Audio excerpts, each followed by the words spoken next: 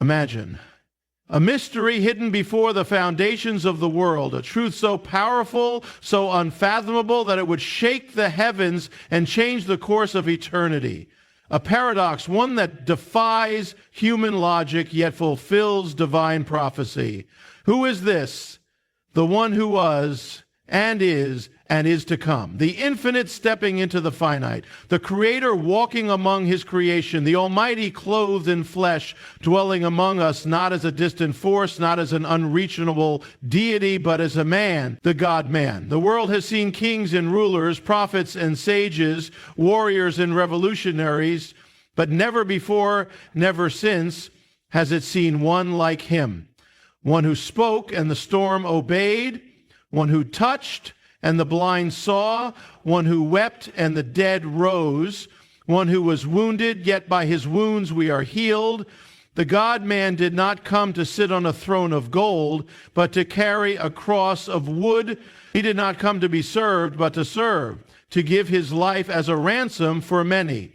And yet, in his humbling, he was exalted. In his suffering, he was victorious. In his death, he conquered the grave. And today, my friends, this is the question before us. What will we do with the God-man? Will we recognize him? Will we follow him? Will we allow his life to transform ours? Because he did not come for a religion. He came for a revolution of the heart, a transformation of the soul. And to those who receive him, he gives not just forgiveness, but power. The power to live, to overcome, to rise. So listen now, hear the call, and step into the mystery of the God-man. From the beginning of time, before the foundations of the earth were laid, there existed a mystery so profound that even the prophets longed to see it, and the angels peered into it with wonder. It was a revelation so extraordinary that it defied human logic, shattered earthly wisdom, and transcended the limitations of mortal minds. This mystery was not a doctrine, not a philosophy, not an idea, but a person, the one who is fully divine, yet fully human. The one who spoke the universe into existence and yet walked in the dust of the earth. The one who was infinite and eternal, yet took on flesh and entered time. The one who was above all, yet became lowly. In the beginning was the Word, and the Word was with God, and the Word was God. This Word, this divine essence, this eternal being through whom all things were made, did not remain distant. He did not stand far off in the realms of glory, observing creation from the heights of heaven. No, he stepped down. He took on flesh. He became one of us. He who was infinite became finite. He who was omnipotent became a child in a manger. He who had no limits was wrapped in swaddling clothes. It is a paradox, a contradiction to the rational mind. How can God, who fills the heavens, be contained in human form? How can the Almighty, who needs nothing, become dependent on the hands of those he created? How can the eternal step into time? The mind struggles to comprehend it, yet the truth remains. The fullness of God dwelt in him bodily. He was not half God and half man. He was not a divine spirit merely appearing as human. He was fully God and fully man. The fullness of deity did not diminish in him, nor did his humanity make him any less divine. He walked among us, and yet the world did not recognize him. The religious leaders could not grasp it. The scholars could not fathom it. Even those closest to him struggled to understand who he was. How could a carpenter's son from Nazareth be the Lord of glory? How could the one who ate, slept, and wept also be the one who spoke the cosmos into being?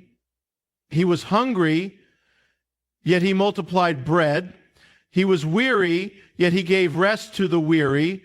He was tempted, yet he was without sin. He suffered, yet he was the source of all healing. He died, yet he is life itself. The prophets foretold his coming, yet the magnitude of his identity remained veiled. Isaiah spoke of a child born to us, a son given, yet called Wonderful Counselor, Mighty God, Everlasting Father, Prince of Peace.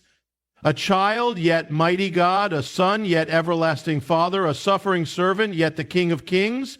The words of prophecy held a mystery so deep that only in his coming could its fullness be revealed. The heavens declared his glory, yet the earth rejected him. He healed the sick, opened blind eyes, raised the dead, and yet he was despised and rejected by men. They saw the miracles, yet they could not see the miracle of who he was. The very ones who studied the scriptures, who taught the law, who longed for the Messiah, could not comprehend the mystery standing before them, because they expected a king in royal robes, yet he came as a servant. They looked for a conqueror to overthrow Rome, yet he came to overthrow the power of sin and death. The paradox of the God-man is that he chose weakness to display strength. He chose humility to reveal majesty. He chose suffering to bring healing. He chose death to bring life. And because he was fully God and fully man, he could do what no mere human could do. He could bear the sins of the world. He could stand in the place of fallen humanity and yet remain sinless.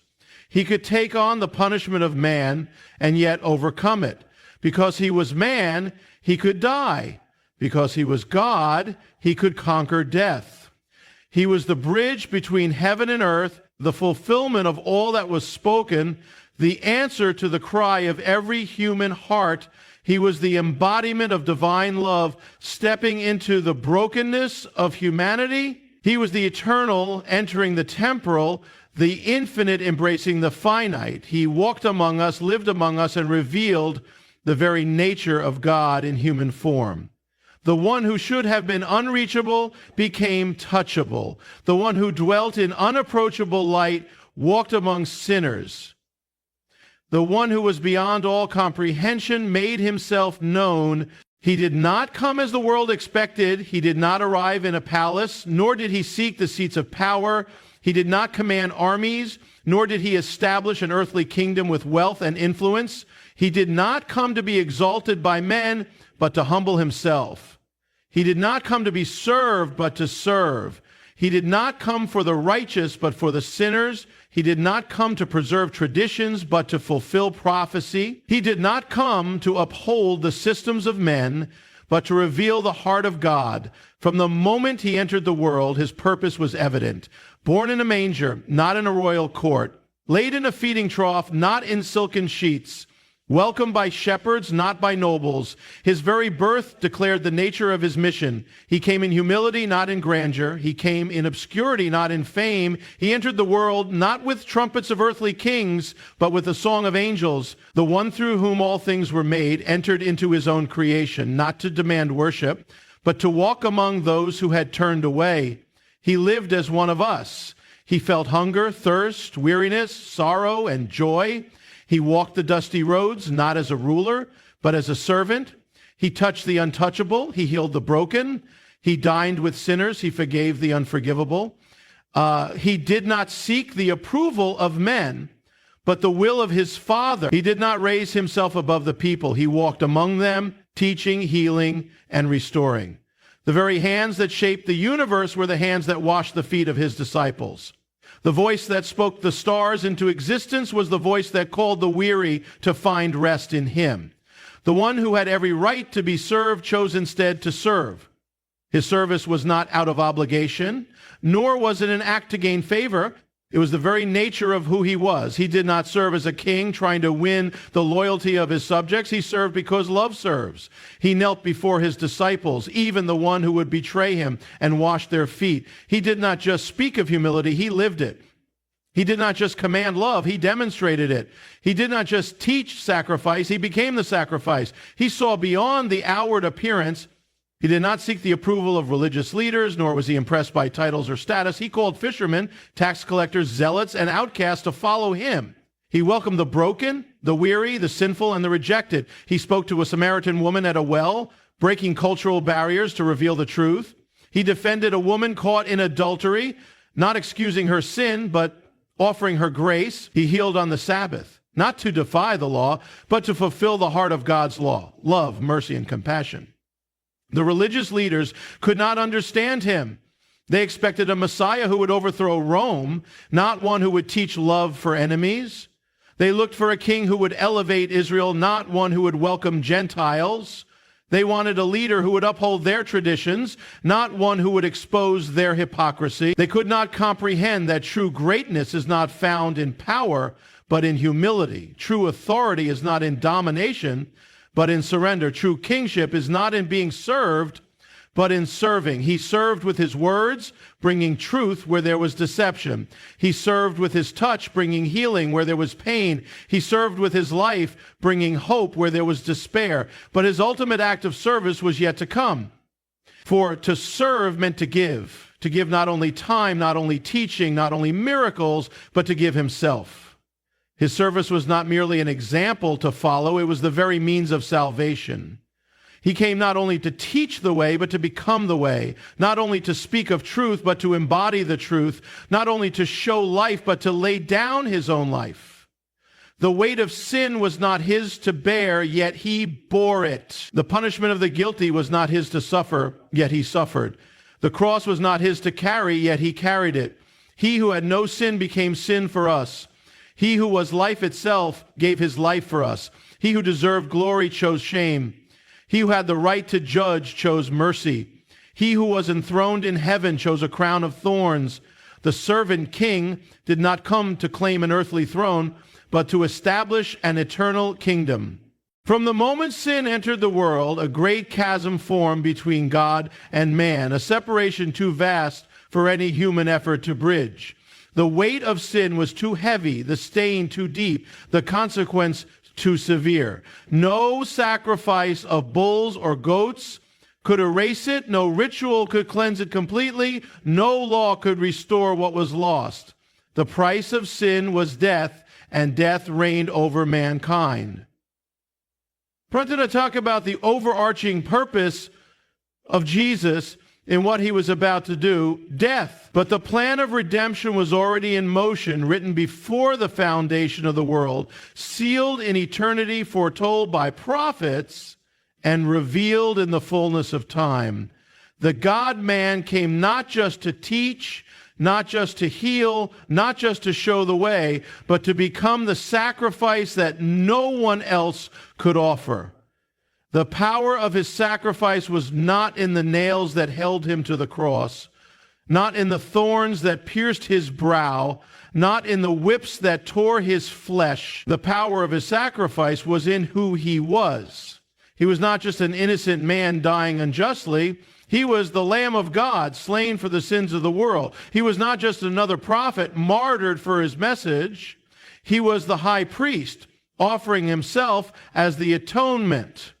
He was not just a suffering servant enduring cruelty. He was the king laying down his life willingly. No one took his life from him. He laid it down of his own accord. The sacrifice was not forced upon him. He chose it. The cross was not a defeat. It was the greatest victory the world had ever seen. From the garden where he sweat drops of blood, to the trial where he stood silent, to the lashes that tore his back, to the road where he carried the cross, to the moment when the hammer struck, he endured it all. The righteous for the unrighteous, the innocent for the guilty, the sinless for the sinful. He who knew no sin became sin for us. He who was the source of life allowed himself to be swallowed by death. He who had the power to call legions of angels chose to suffer alone. The sky grew dark, the earth trembled, the veil of the temple was torn in two, the heavens bore witness, creation itself groaned as its creator hung upon a tree. The sacrifice was not only physical suffering, it was the weight of sin pressing upon his soul. The full wrath of God poured out upon the one who had never sinned. The agony of separation, the cry of forsakenness, the burden of every sin, past, present, and future, placed upon his shoulders. He became the curse so that we could receive the blessing. He bore our punishment so that we could receive grace. He drank the cup of wrath so that we could drink the cup of salvation. The judgment that was meant for us fell upon him. The condemnation that was ours became his. The debt that we could never pay, he paid in full. It was finished. Not a word of defeat, but a proclamation of victory. The power of sin was broken. The curse was lifted. The law was fulfilled. The enemy was defeated. The price was paid. Death had no hold on him. The grave could not keep him. The stone was rolled away, not to let him out, but to reveal that he was already risen. He laid down his life and he took it up again. He was the sacrifice and he was the victory. His sacrifice was not just for that moment in history. It was for all time. It was for every soul, every nation, every generation. It was for the thief on the cross, for the centurion who pierced his side, for the disciples who fled in fear, for the crowd who mocked him. It was for the broken, the lost, the hopeless.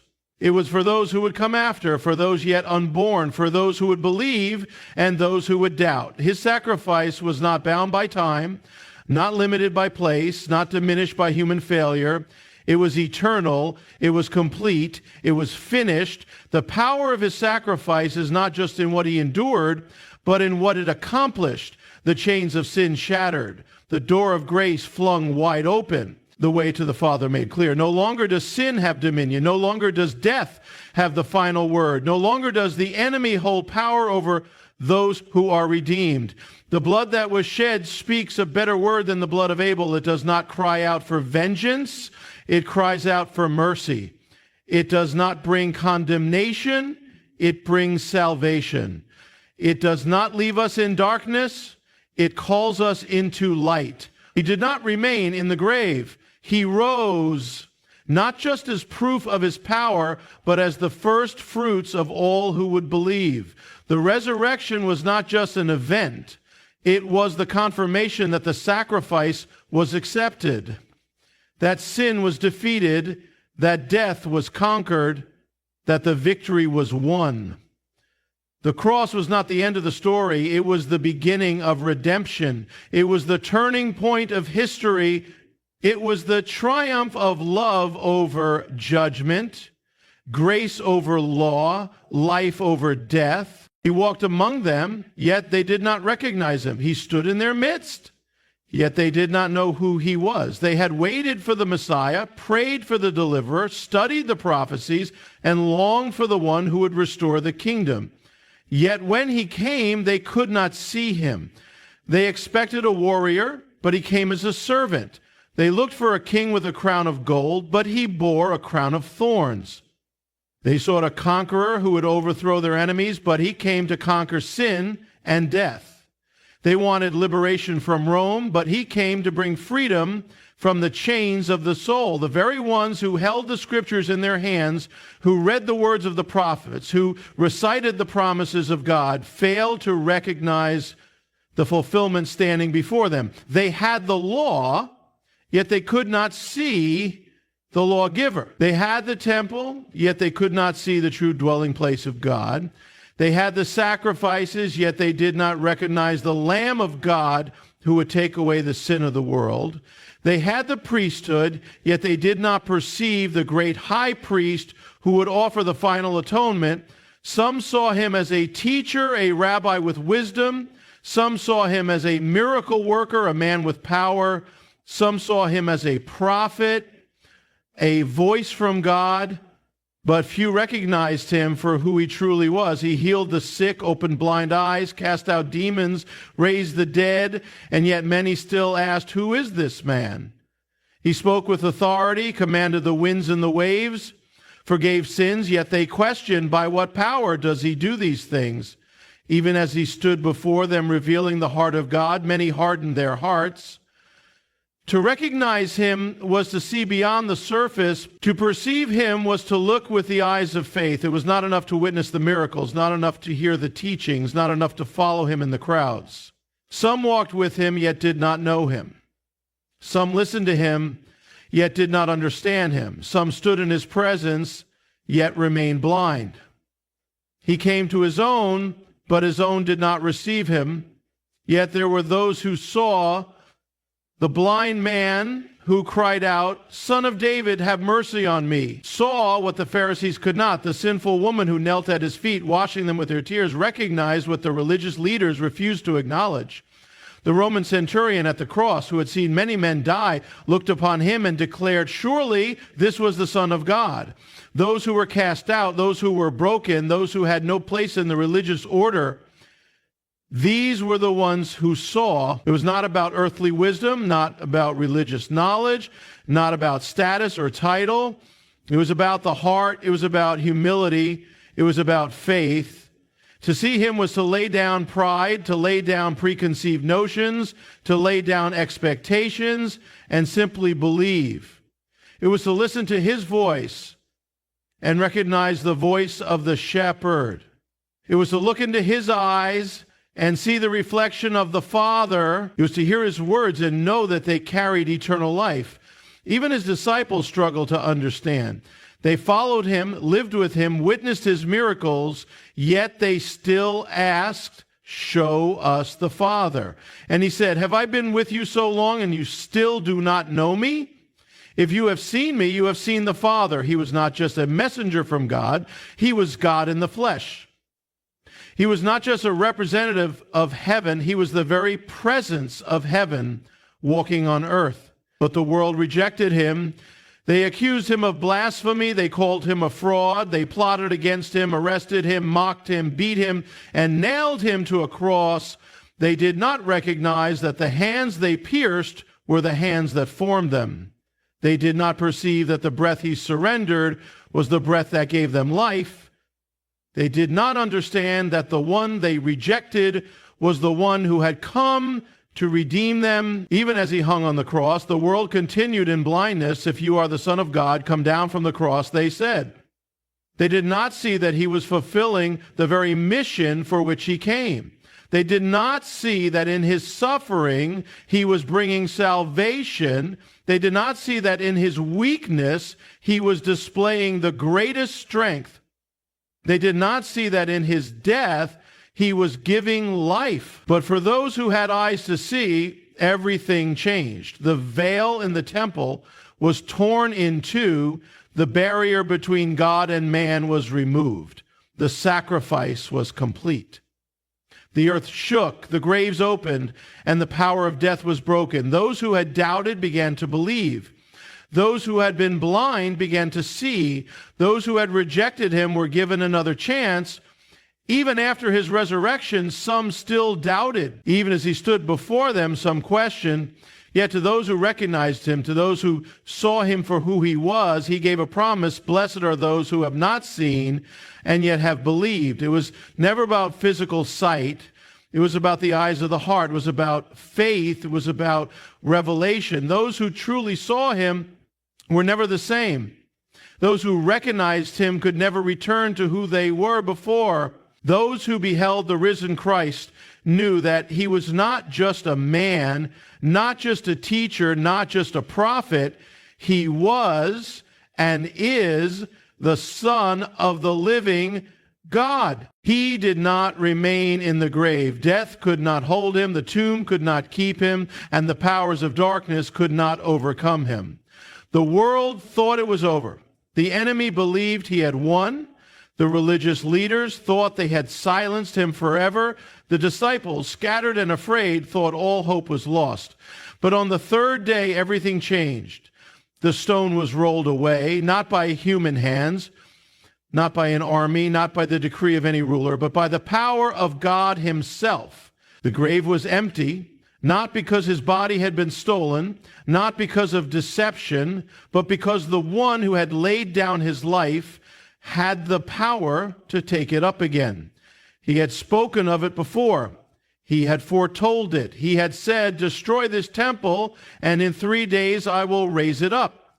He had said, "As Jonah was in the belly of the great fish for 3 days and 3 nights, so will the Son of Man be in the heart of the earth." He had said, "I lay down my life that I may take it up again." The words had been spoken, the prophecy declared, but none had fully understood. Even his closest followers could not grasp what was to come. But on that morning, as the sun rose over Jerusalem, the reality of his words became clear. The women came to the tomb, hearts heavy with grief, expecting to anoint the body of the one they loved. But the stone was not where it should have been. The tomb was not as they had left it. The guards were gone, the seal was broken, the grave was empty, and the angel stood before them, declaring the words that would change history forever. Why do you seek the living among the dead? He is not here, for he has risen. The news spread, but many could not believe. The disciples heard, but some doubted. Thomas, one of the 12, declared that unless he could see the wounds with his own eyes, unless he could place his hands upon them, he would not believe. But the risen Christ did not leave his followers in doubt. He appeared to them, walked among them, ate with them, spoke to them, and revealed the truth. Death had been conquered. The grave had been defeated, and he was alive forevermore. This was not a spiritual resurrection, not a vision or a dream, not a symbolic event. It was real. It was physical. The same Jesus who had been nailed to the cross, who had breathed his last, who had been placed in the tomb, now stood before them alive. The scars remained, but the suffering was over. The wounds were still there, but the victory was complete. The same body that was broken now stood whole. The same voice that had cried out, "It is finished," now spoke peace. He appeared to Mary in the garden, calling her by name. He walked with 2 disciples on the road to Emmaus, opening their eyes to the scriptures. He appeared to the 11, showing them his hands and his side. He came to Thomas, answering doubt with undeniable truth. He stood before hundreds at once, proving that his resurrection was not a secret, not a hidden event, but a revelation for all.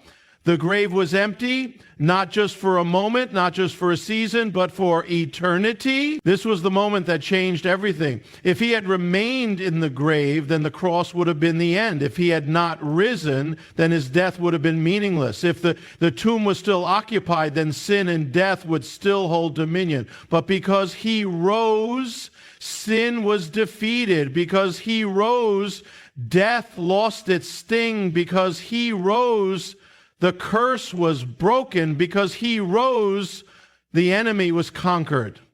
The resurrection was the seal of the victory. It was the final word over the power of darkness. It was the proof that he was who he said he was, that his sacrifice was accepted, that salvation was secured.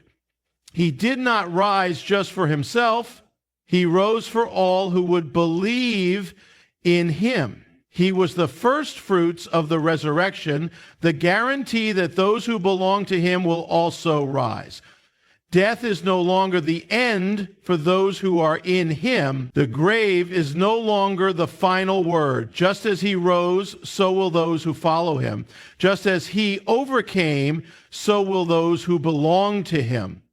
The resurrection was not just a historical event. It was the beginning of a new creation. The power that raised him from the dead is the same power that transforms lives, that brings light into darkness, that turns mourning into joy, that brings hope to the hopeless. The risen Christ is not a memory, not a story of the past, but a living reality.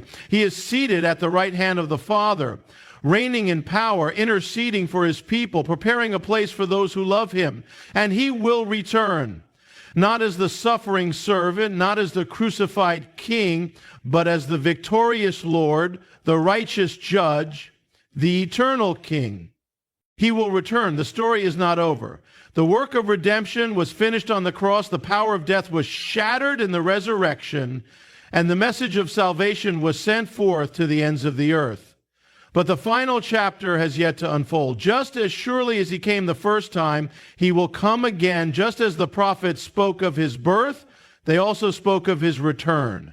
Just as he ascended into heaven, he will descend again in glory. The same Jesus who walked the dusty roads of Galilee, who taught in the synagogues, who healed the sick and raised the dead, will come again, not in humility, but in power. Not as the suffering servant, but as the conquering king. Not to be crucified, but to reign. The world does not expect him, just as they did not recognize him when he first came. They do not anticipate his coming now. They carry on as if history will continue indefinitely, as if the kingdoms of this world will stand forever, as if time itself is their possession. But the days are numbered, the hour is approaching, the signs are all around. The nations rage, the earth groans, and the shadows grow darker. Yet many are blind, many scoff, many say, "Where is the promise of his coming?" They mock what they do not understand, dismiss what they do not see, and continue in their ways. But he will come, whether they believe it or not. He will return, whether they are ready or not. He spoke of it before he left. "I go to prepare a place for you," he said. "And if I go and prepare a place for you, I will come again and receive you to myself." The disciples stood on the Mount of Olives watching as he ascended into heaven, and the angels declared, "This same Jesus who has been taken from you into heaven will come back in the same way you have seen him go." The promise was sealed. The day was set. The return of the King is not a question of if, but when. And when he comes, it will not be like before. No longer will he be the humble carpenter. No longer will he be the silent lamb led to the slaughter. No longer will he be the one rejected, despised, and mocked. He will come with the voice of the archangel, with the trumpet call of God. The heavens will be shaken, the earth will tremble, the sun will be darkened, the stars will fall, and the sign of the Son of Man will appear in the sky. The nations will wail, the rulers of the earth will hide, and every knee will bow.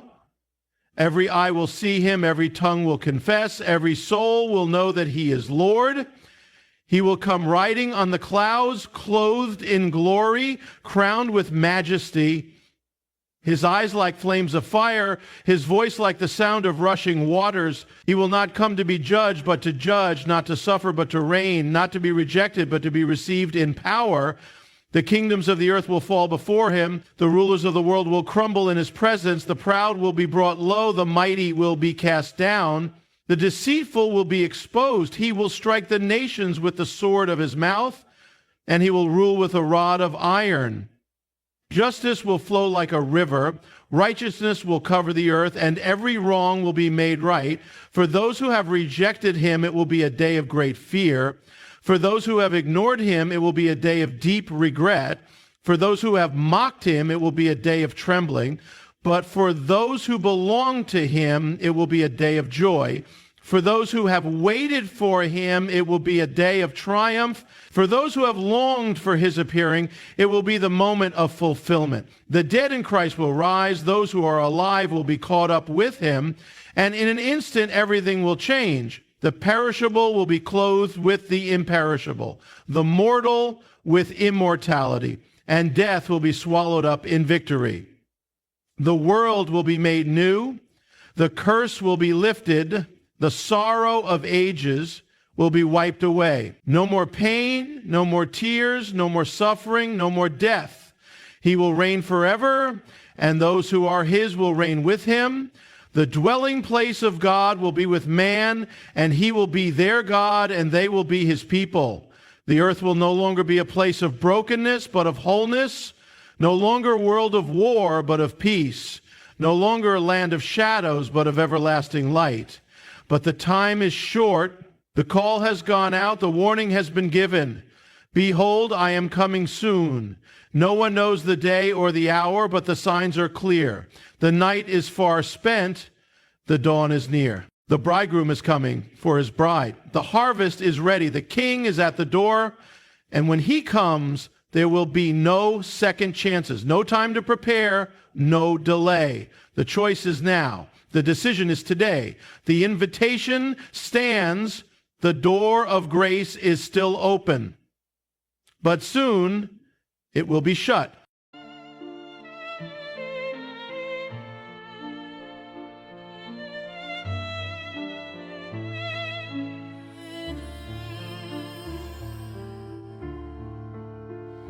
Beneath the stars we whisper dreams. A violin plays soft, it seems. The night unfolds its velvet wings. We dance on air like fancy things. A crescendo builds with every beat. Our hearts, they dance in perfect heat. The world is ours in silent screams. We're floating high on whispering dreams. Together we are one sweet song. The night won't be too late, too long. Our melody will carry on in every note where we belong. The orchestra, it swells to life. The strings, they cut the dark like a knife. Your voice an echo in my soul. In every verse we find